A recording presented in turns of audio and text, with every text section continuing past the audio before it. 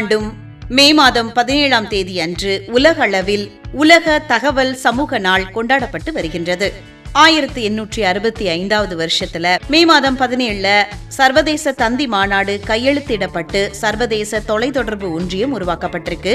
2005ஆம் ஆண்டு நடைபெற்ற உலக தகவல் சமூக உச்சி மாநாட்டின் பரிந்துரையின்படி 2006 மார்ச்சில் ஐநா பொது சபை மே 17ஆம் தேதியை உலக தகவல் சமூக நாளாக அறிவிச்சிருக்கிறாங்க. 2006ல துருக்கியில நடந்த சர்வதேச தொலைத்தொடர்பு ஒன்றியத்தின் மாநாட்டுல தொலைத்தொடர்பு தினமும் தகவல் சமூக தினமும் ஒன்றாக இணைக்கப்பட்டிருக்கு. இந்த நாளோட முக்கிய நோக்கங்கள் என்ன அப்படின்னா, உலக நாடுகளுக்கிடையே உள்ள தொழில்நுட்ப மற்றும் இணைய பயன்பாட்டு இடைவெளிகளை குறைக்கிறது, இணையம் மற்றும் பிற தகவல் தொடர்பு தொழில்நுட்பங்கள் மூலம் சமூக மற்றும் பொருளாதார வளர்ச்சிக்கு உள்ள சாத்தியக்கூறுகளை மக்களிடம் கொண்டு சேர்க்கிறது, பின்தங்கிய சமூகங்களும் தடையற்ற டிஜிட்டல் தொழில்நுட்ப வசதிகள் கிடைக்கிறத உறுதி செய்யறது. இது எல்லாமே தான் இந்த உலக தகவல் சமூக நாளோட நோக்கமா இருக்கு. இத்தகைய சிறப்பு வாய்ந்த மே 17ஆம் தேதியை பற்றி இந்த நாள் நிகழ்ச்சி மூலமா தெரிந்து கொண்டதுல மிக்க மகிழ்ச்சி அடைகின்றோம்.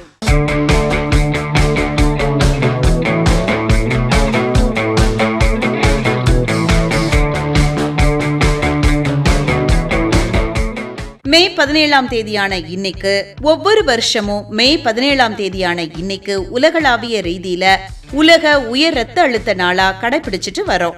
பொதுமக்களிடையே இரத்த கொதிப்பு எனப்படக்கூடிய உயர் இரத்த அழுத்தம் பற்றிய விழிப்புணர்வை ஏற்படுத்துறது தான் இந்த நாளோட முதன்மை நோக்கமாகும். உலக உயர் இரத்த அழுத்த லீக் என்ற சர்வதேச அமைப்பு இந்த நாளை முதலா அறிமுகப்படுத்தி இருக்கிறாங்க. 2005ஆம் ஆண்டு மே மாதம் 17ஆம் தேதி அன்னைக்கு முதலா இது தொடங்கப்பட்டிருக்கு.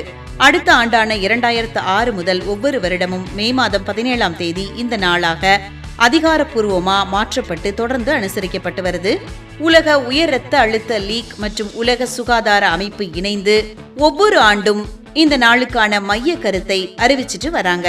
இந்த நாளோட முக்கிய நோக்கம் என்ன அப்படின்னா, உயர் இரத்த அழுத்தம் என்பது ஒரு தனி நபரின் பிரச்சனை மட்டுமல்ல, மருத்துவர்கள், குடும்பத்தினர் மற்றும் சமூகத்தினர் அனைவரும் ஒருங்கிணைந்து செயல்பட்டால் மட்டுமே இந்த அமைதியான கொலையாளி நோயை கட்டுப்படுத்த முடியும் என்பதை இது வலியுறுத்துது. ஒரு ஆரோக்கியமான மனிதனுக்கு இரத்த அழுத்த அளவு 120 கீழ் 80 என்ற அளவில் இருக்க வேண்டும். உயர் இரத்த அழுத்தத்தோட அளவு என்ன அப்படின்னா 140 கீழ் 90 அல்லது அதற்கு மேல் அதிகரிக்கும் போது அது உயர் இரத்த அழுத்தமாக கருதப்படுது. இதனால ஏற்படக்கூடிய அபாயங்கள் என்ன அப்படின்னா, இரத்த அழுத்தத்தை கட்டுப்படுத்தாவிட்டால் மாரடைப்பு, பக்கவாதம் மற்றும் சிறுநீரக செயல் இழப்பு போன்ற உயிருக்கே ஆபத்தான பாதிப்புகள் ஏற்படக்கூடும். சோ எல்லாருமே எப்பவுமே லைஃப்ல ஜாலியா இருங்க. சோ எல்லாருமே எப்பவுமே கூலா இருங்க. எது நடந்தா என்ன, எல்லாம் பாத்துக்கலாம் அப்படின்னு எப்பவுமே கூலா டென்ஷன் ஃப்ரீயா இருங்க. உயர் இரத்த அழுத்தம்னா என்ன அப்படிங்கிற கேட்கிற அளவுக்கு நம்ம மாறிடலாம்.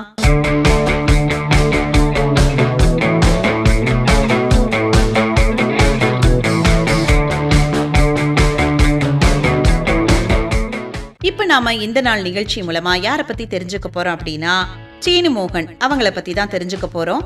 நவீன தமிழ் மேடை நாடகங்கள் மற்றும் திரைப்படங்கள்ல முத்திரை பதித்த ஒரு மிக சிறந்த இந்திய தமிழ் நடிகர் இவங்க. 1956வது வருஷத்துல மே மாதம் 17ஆம் தேதி பிறந்திருக்காங்க. 2018வது ஆண்டுல டிசம்பர் மாதம் 27ஆம் தேதி காலமாயிருக்கிறாங்க.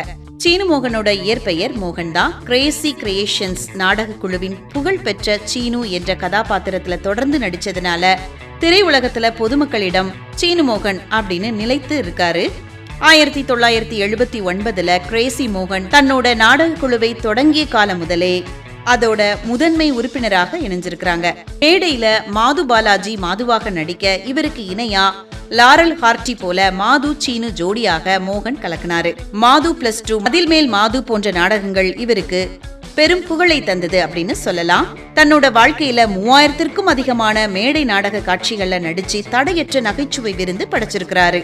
1980களோட இறுதியில சினிமாவுக்குள் நுழைஞ்சாலும் நாடகத்துறையின் மீது கொண்ட ஈடுபாட்டால் சில காலம் திரைப்படங்கள்ல இருந்து விலகியே இருந்திருக்கிறாங்க. மணிரத்னத்தின் அஞ்சலி, தளபதி மற்றும் வருஷம் 16 போன்ற படங்கள்ல சிறு சிறு வேடங்கள்ல நடிச்சிருக்கிறாங்க. 2016ஆம் ஆண்டு கார்த்திக் சுப்புராஜ் இயக்கத்துல வெளியான இறைவி திரைப்படம் இவருக்கு பெரிய திருப்பு முனையை ஏற்படுத்தியிருக்கு. இதில் ஜான் என்ற பழம்பொருள் வியாபாரி கதாபாத்திரத்துல அழுத்தமான நடிப்பை வெளிப்படுத்தி விமர்சகர்களின் பாராட்டுகளை பெற்றிருக்கிறாங்க.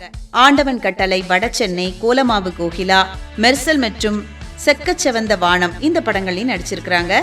இவருடைய அசாத்திய நகைச்சுவை உணர்வும் அர்ப்பணிப்பும் தமிழ் நாடக உலகத்தோட வரலாற்றுல என்றும் நிலைச்சிருக்குன்னு சொல்லலாம். இத்தகைய பெருமை வாய்ந்த சீனு மோகன் அவங்களை பத்தி இந்த நாள் நிகழ்ச்சி மூலமா நம்ம தெரிஞ்சுக்கிட்டதுல மிக்க மகிழ்ச்சி அடைகின்றோம்.